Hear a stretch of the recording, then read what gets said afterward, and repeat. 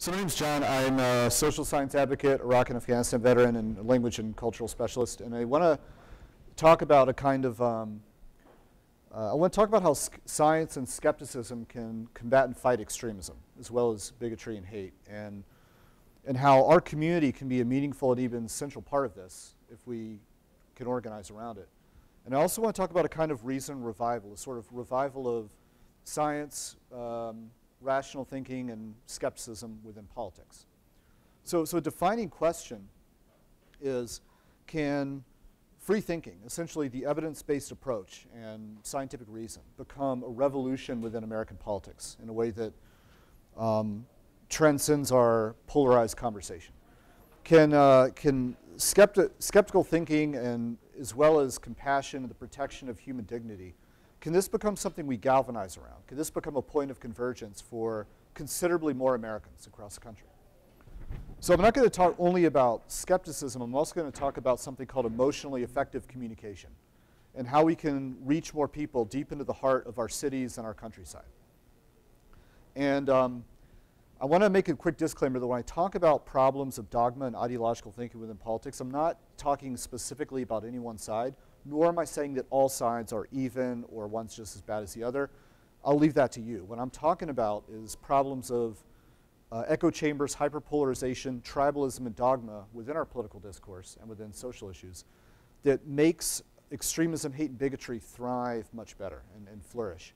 And I want to talk about, additionally, some of the tools of what we call counter-extremism and the peaceful side of counterinsurgency and tribal engagement, and how this can actually kind of be a multiplier for how we promote reason and compassion within politics. And so I want to go over something real quick here. I want to look at the things that make science beautiful, the things that make science work, and not just science as it's a process and it's a way to see the world, a way to arrive at answers. Think about the things that make science and skepticism are best ways to arrive at knowledge. The things that define it: desire to be proven wrong. We have a willingness to seek truth is something more important than dogma. Willingness to be exposed to a plurality of viewpoints, a willingness to embrace dissent and peer review, and to detach one's ideas and theories from one's identity. In other words, you can identify as a proud liberal or a conservative or leftist, but when your identity becomes fundamental to your belief and to the point where you will not change your mind, where you can actually switch the views of liberals and conservatives and trick people into agreeing with something on the other side.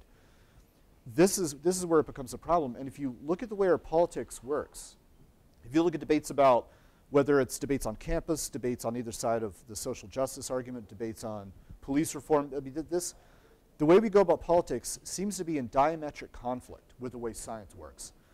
And this is deeply consequential for a number of issues, from police and communities to the kind of justice system we have, to the kind of drug policies we have, healthcare, gun control. You can look at a number of issues that are deeply consequential for human beings. And this is something we fundamentally have to talk about. We're at a sort of a social and moral crossroads in American history where science and skepticism has to become part of the conversation. I also want to talk about trying to possibly realigning some of what most people consider a false binary between left versus right, and looking at a new paradigm. So we have two axes here. We have dogmatism and tribalism, which is a closed way of thinking, versus truth, reason, and scientific thinking. And the tools there, we have moral psychology, we have empathy and compassion, and we have reason and science. And this can be a better vehicle to arrive at answers. So it's not just about science. It's also about emotion, it's about active listening, it's about people's lived experience. You need all of that. This is perfectly understandable to anyone who does anthropology or ethnography. So we have dogmatism versus scientific thinking. We also have the suppression of human dignity versus human dignity. So if you look at science as well as compassion, human dignity, these can be the two pillars to better arrive at answers. And this can become a new paradigm within politics. And I think this can resonate with people across the country. And so I want to talk a little bit about the tools to get there. And this is by no means going to be overly technical. I'm going to try to summarize these points, and I want to talk about them during Q&A. This is a little more technical than my usual presentation because this is a science and skepticism crowd. But I want to talk briefly about several things. how we equip ourselves and others to reach out and effectively communicate and engage more with the American people within cities and within the countryside. And this means understanding diverse American audiences and how to talk to them and how to effectively engage them. And many people recoil at this notion because they think this means talking to neo-Nazis and talking to people that are going to be bigoted towards them. This doesn't mean we have to talk to everybody. This simply means that the majority of people out there are not waking up as mustache-twirling villains. They are people we can engage. And more research is showing through forums on effective altruism and rational politics as well as moral psychology and some of Peter Boghossian's work in epistemology and ways to promote the Socratic way of thinking. People actually can, even when they didn't reason themselves in their beliefs, they can be reasoned out of it. But the gateway there is emotion. We have to use both emotion and reason together. So understanding target audience. If we want to appeal to moderate conservatives or we want to appeal to liberals or people in cities or in the country, we have to understand our audience. We also have to understand how propaganda works. And I have a background in psychological warfare and information operations, and I can see the TV screen every day, the tools and techniques that politicians use to divide people, especially poor whites against poor blacks, how you otherize people, how you promote bombing as a tribe against the other group, and how fear and uncertainty can be weaponized to promote polarization in favor of one politician or another. So not only can we understand propaganda and how it manipulates people, we can create counter-messaging. We can create alternate narratives and better platforms that can resonate with people somewhat across our political spectrum. So a lot of these people that tell you that you can't reach these people out in the countryside, essentially they're full of shit. And that's the one time I'm going to try to abstain mostly from using profanity here. We have to start using the evidence-based approach in our political activism. And there's so many political activists across the board that don't understand this. And this is something we have to talk about. Another thing I'm going to talk about is what they call peaceful counterinsurgency. So soldiers, we don't just kick in doors and shoot things. We also have a side to us that has to understand how to sit down with a village elder, how to drink tea, speak a little bit of the local language, or in my case, speak a lot of the local language, and understand the nuances of how to talk to people on the ground, how to make friends, how to build rapport, how to build trust, loyalty, and respect. And what this does is it can drive a wedge against extremism while bridging a gap with more people. If we can do this in places like Kunar province or the Sunni Triangle of Iraq, why can we not do it out in rural Kentucky? The answer is we can. And the last thing is we're going to talk about exchange spaces, which is a project that me and a professor co-founded. The idea is to create alternative platforms for conversation. And this can be scaled across college campuses around America. This is something we can teach to professors and students. And it uses these tools of emotionally effective communication for productive discussion and skeptical thinking. And this is important because it creates an alternative venue for people to talk about their differences. And if we don't find ways to talk about this effectively and responsibly, radicals on either side will do it for us. And one of the best ways we can combat, for example, the radical far right in its different forms is to create an alternative space where people can have these conversations productively rather than outsourcing it to the echo chambers. So some of y'all are familiar with moral psychology. It gives us the tools to understand humans and understand why we think what we think, how we bond as tribes, moral emotions, discussed, some people gravitate more toward purity, sanctity, authority, hierarchy. Other people are more about harm, care, and justice, and people think about justice in different ways.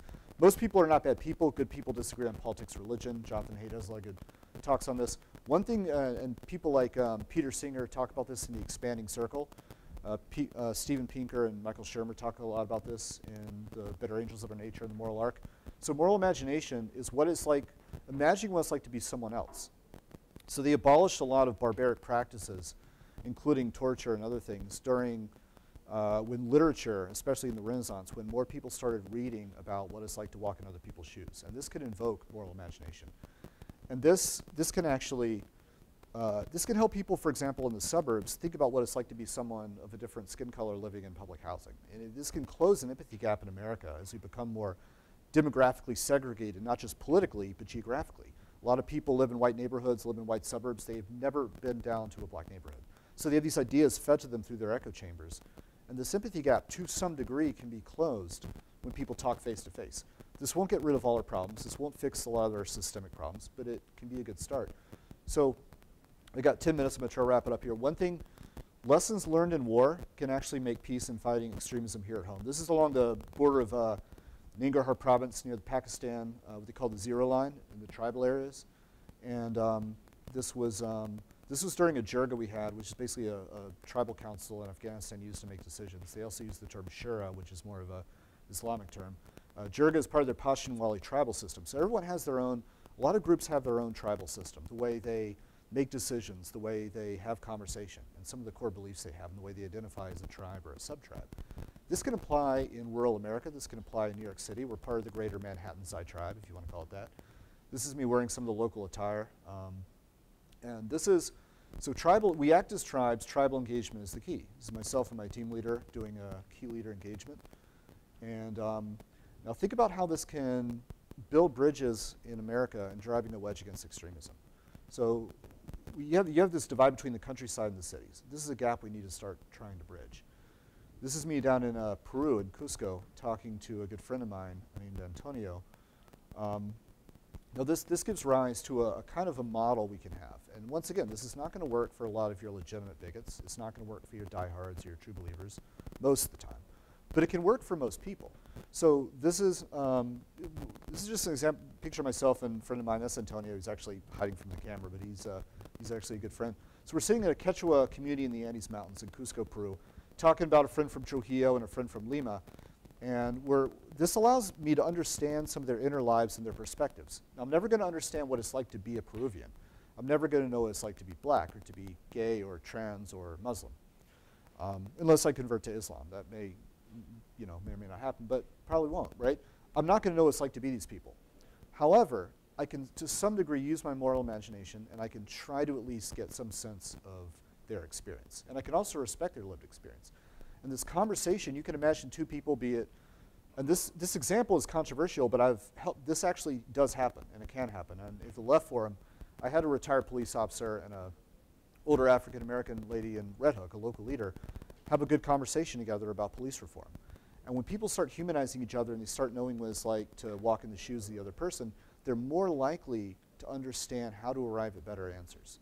And this can actually save lives, literally, right? And so we talk about the tools of effective audience analysis and messaging. So you have so many things that go into why people misunderstand each other.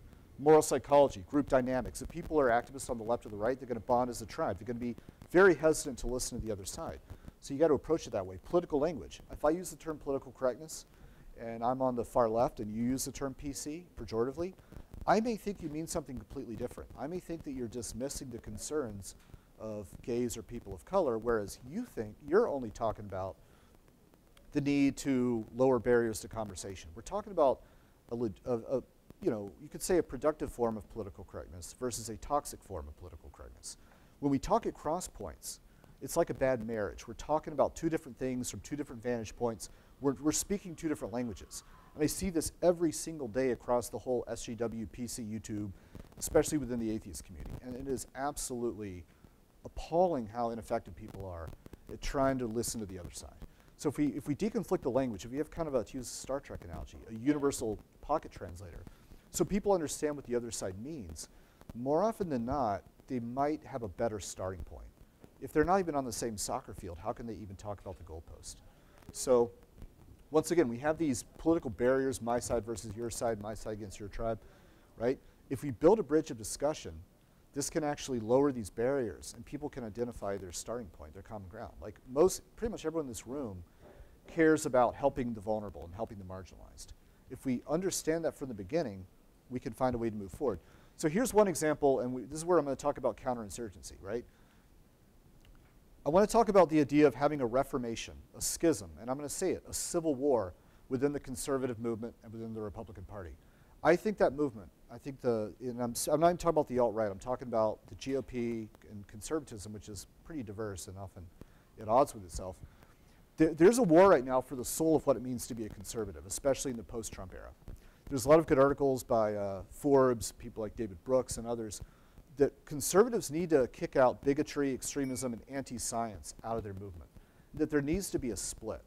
And this would be productive because it would drive a wedge against the more extreme sides of the right and empower free thought movements within more moderate forms of conservatism. Now, you don't have to be a conservative to agree with this any more than I have to be a Sunni tribal elder in Iraq to agree that we can work with some of the tribes in Iraq to kick out al-Qaeda.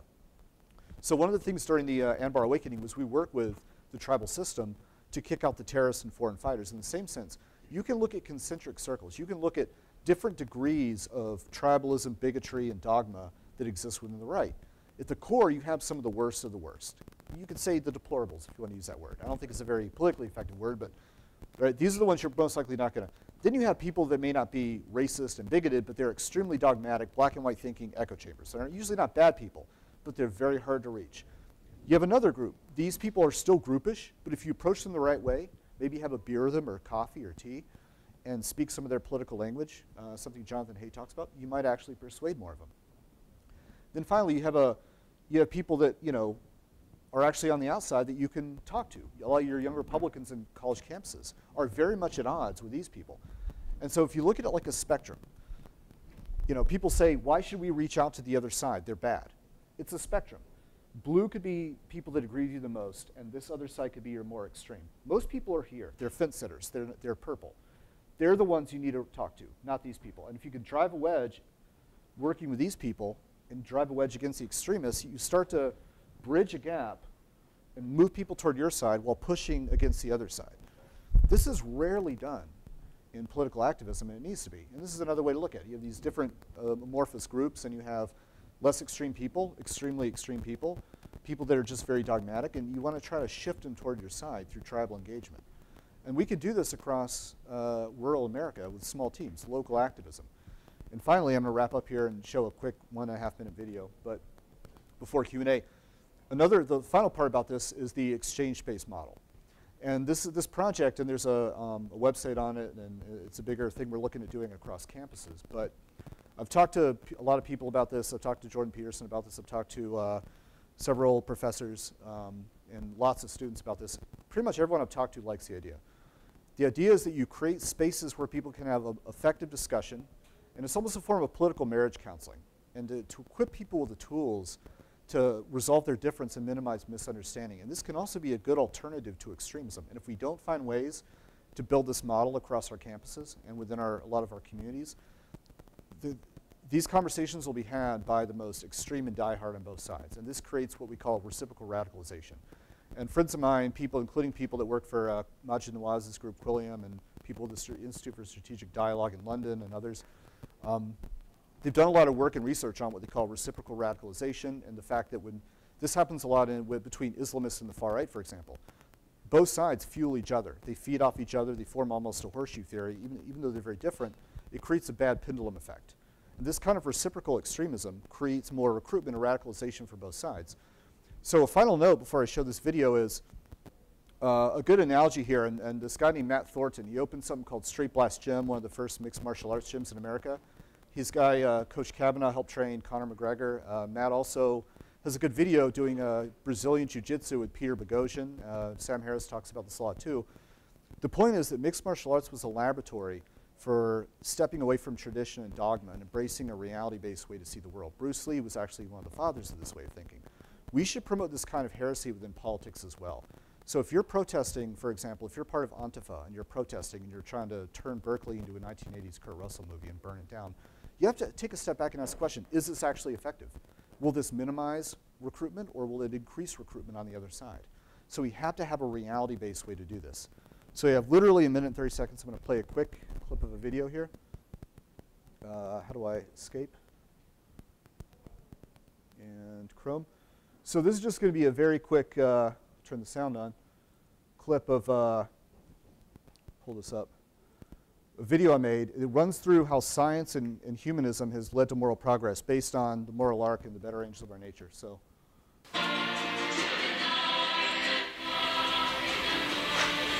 So just pay attention to this.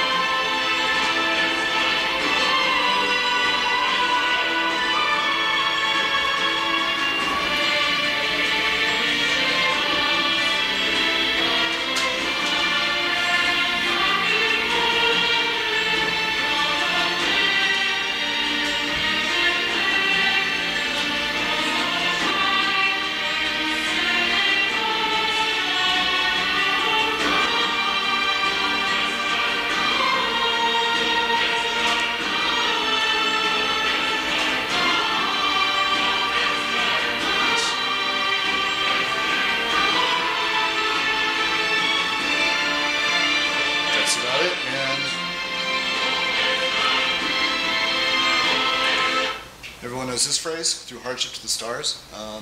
So that concludes my talk. There's a lot of details to go into here, but as long as we can do for Q&A, thank you very much.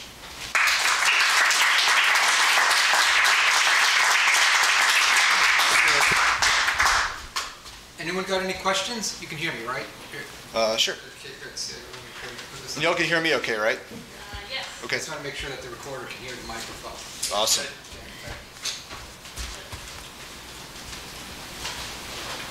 I think you have some fantastic ideas, but I think you present science a little idealistically. Sure. Science is not this pure endeavor that doesn't Right, have right. dogma. Lots of scientific research is not about thinking outside the box. It's about following steps in a progression. And certainly science has been used to keep black folks down. Absolutely. So I think that's something that might aggravate people who are more experiential and they're looking to evidence and say, well, we've got this thing, this science that's perfect and good and pure, and it's not. Yeah. Sure, absolutely. And then once again, for lack of time, there's a lot of these caveats that I haven't been able to go into. What you just said, I'm actually glad you asked that question. This is something that has to be part of our strategy and part of the conversation. Number one, we're all human, we're affected by motivated reasoning. And when we use words like science and reason, among this crowd, we tend to understand it. When I talk to a lot of different people, I have to explain effectively what that means. And science has been misused, and a lot of ideas, for example, in evolutionary psychology, which I'm a big advocate of, have been weaponized against minorities. And the alt-right is so bad right now, and it's forming and organizing more effectively than it ever has. And it's misusing evolutionary psychology in such an appalling way that many of my friends on the left literally believe that that any invocation of that is closeted Nazism. And they're rejecting that Evo Psych even has a valid.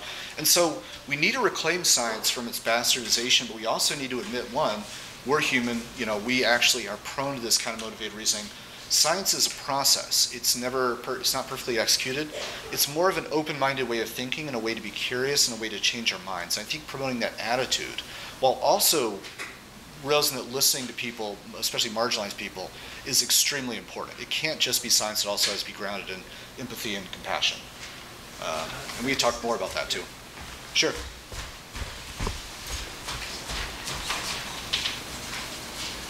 First of all, awesome talk. Thanks. Great topic. I liked it a lot. I got into martial arts in the 90s, and I did Jeet Kune Do and then MMA. And I remember thinking at the time, this is also when I kind of left. This was in college. Like a lot of college kids, I kind of started questioning my parents' religious beliefs. Right. And got more into atheism and skepticism. And so the two things are tied in my head, as it appears it's tied in yours. The advantage, though, in martial arts was, of course, when they had the UFC, they could basically say, okay, it's not about a forms competition anymore. We're going to put you in here, and you're going to fight, and it's going to be very obvious to all the spectators who won and who lost. There's no delusion, yeah. Yeah, but in intellectual context, it's not clear. How do you make it clear? Because it's very easy for both sides to feel that they walked away. Sure. Well, that's part of the problem is with what they call reality-based martial arts, like both Brazilian and stand-up jiu-jitsu and some of the other stuff. It's very different than in most debates. People rarely change their mind in real time, and it's not as clear-cut way to determine what works and what doesn't. I think a good way to look at it is the evidence-based approach tends to work. So you could take an issue like drug reform. If you feel in your gut intuition says that marijuana is bad and we should lock people up, and a lot of our politicians advocate this, even today, even though most conservatives reject it. That is no better than sacrificing a chicken to determine how to get to Walmart. Okay, your feelings and your gut intuition on drug policy is a fundamentally unreliable way to arrive at answers, and it should be mocked and ridiculed at every public forum we have on the subject until the politician presents evidence and facts to back themselves up. Now, how do we make that more in line with the MMA laboratory model? We have to create reality-based models where people have to step up and provide evidence, otherwise they tap out. And we can talk a lot about that too. It's a book I'm writing on that. Yeah. All right, one more question. It was a really good talk. The only thing I'm really worried about is I agree with you too much. And by wanting to see differences, I feel like it's like you're preaching to my personal choir. But anyway, there was one thing that I concerned me a little bit. you have that one diagram where you have those cotangent circles of the different groups. Yeah. Do you know of any instances where some people fit maybe two groups? Oh, absolutely. It was an overly simple diagram, and there's better graphics. But yeah, they're often overlapping, and it depends on how you define bigotry. So you could define racism systemically, but I was defining it more in terms of shades of personal animosity and things like that. But you're right, they absolutely overlap. The one that in particular I was thinking of, or what made me think about this point in particular, I'm sure you've heard of Daryl Davis, the blues musician who is he's a black man who's actively recruited or converted Ku Klux Klan people. I saw him at the March for Civility, wonderful guy. I was slated to speak there, but he ran out of time. But yeah, I was amazed. I think we're talking about the same person. I was blown away by that, yeah. But just basically, he seems to be able to get people who are hardcore in the bigotry, like in the small circle, but also there's a certain mix of them with the outer circle, like because they haven't been exposed to the other way. Absolutely. That's where your target audience analysis comes in. In other words, we ask, why are people doing what they're doing? So we looked at why do people plant a bomb? Why are they part of joining a terrorist cell? Why are they becoming an insurgent? Are they doing it to feed their family? Are they doing it to avoid shame and have the money to get married? Are they doing it because they have a radical interpretation of the Quran? Or are they doing it because they're a terrible psychopath? We have to understand the nuances of why the person's doing what they're doing. And there are shades of gray, 50 even. So we have to look at that spectrum, that continuum of human motives. So instead of saying deplorable's bad, we have to say, why are they doing what they're doing? Each person's different. You're absolutely right. And some people. Anyway, yeah. So that was John Kirbow, everyone.